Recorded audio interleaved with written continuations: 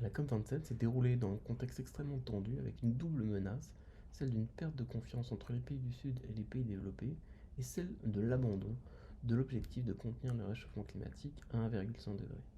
Le risque était grand qu'on ait un échec qui fasse perdre un temps précieux dans la lutte contre le réchauffement climatique et que les pays du Sud le payent au prix fort. La COP27 a néanmoins réussi à éviter ce scénario du pire et à poser les premières bases de la reconstruction de confiance entre les pays développés et les pays du Sud.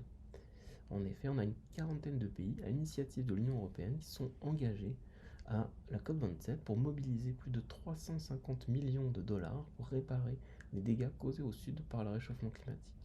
Et même si ces montants restent une goutte d'eau par rapport au coût des dommages réels, on est vraiment une avancée historique pour les pays du Sud, où on a pu répondre positivement pour la première fois à une demande qui s'exprime depuis plus de 30 ans pour que les pays développés les aident à répondre financièrement aux pertes et préjudices induites par le réchauffement climatique. Malheureusement, cette victoire est un peu amère car elle résulte en partie du constat que le rythme de baisse des émissions de gaz à effet de serre n'a pas été suffisamment rapide pour prévenir la survenue de catastrophes climatiques que l'on observe aujourd'hui et dont l'intensité et la fréquence augmentera inexorablement dans les prochaines décennies. Sur ce point, la COP27 n'a malheureusement pas permis de rehausser les ambitions de réduction des émissions, mais tout juste à maintenir celles de la COP26 à Glasgow, avec en particulier le cap du 1,5 degré. Tout reste encore à faire concernant les modalités de l'accord sur les pertes et dommages signé lors de la COP27 à Sharm el-Sheikh en Égypte. Les pays développés se sont mis d'accord sur un fonds de compensation aux pays les plus vulnérables, mais les contributeurs, les bénéficiaires et les montants restent encore à déterminer. L'accord prévoit la création d'un comité de transition qui, d'ici fin 2003, doit déterminer les contours d'un fonds sur les pertes et dommages, mais qui seront les contributeurs, pour quel montant et avec quel type de financement. Et il y aura également énormément de réunions de travail, la réunion de printemps du groupe de la Banque mondiale et du Fonds monétaire international à Washington, un sommet à Paris en 2023, tout ça sur le financement du développement pour notamment accéder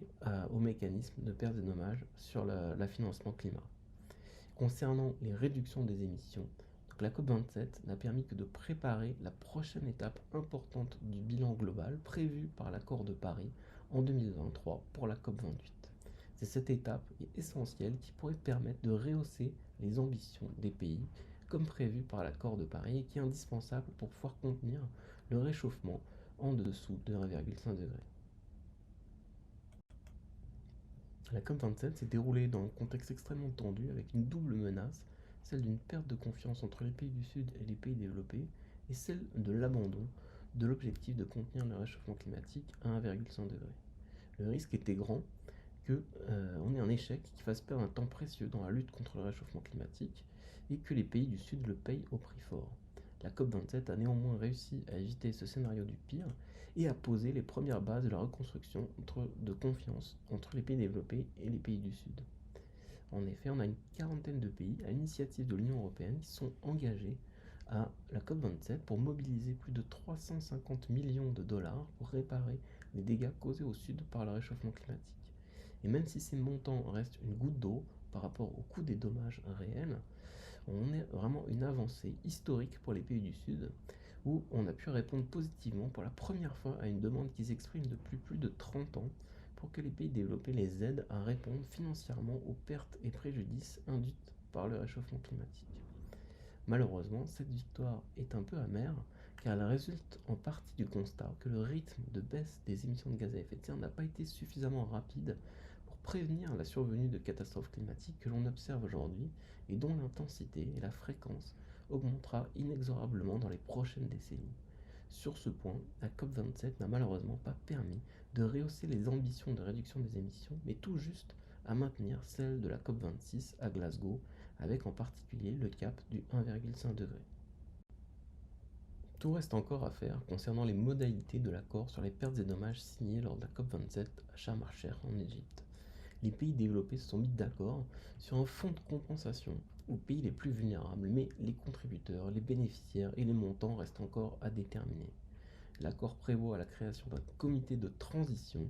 qui, d'ici fin 2003, doit déterminer les contours d'un fonds sur les pertes et dommages, mais qui seront les contributeurs, pour quel montant et avec quel type de financement.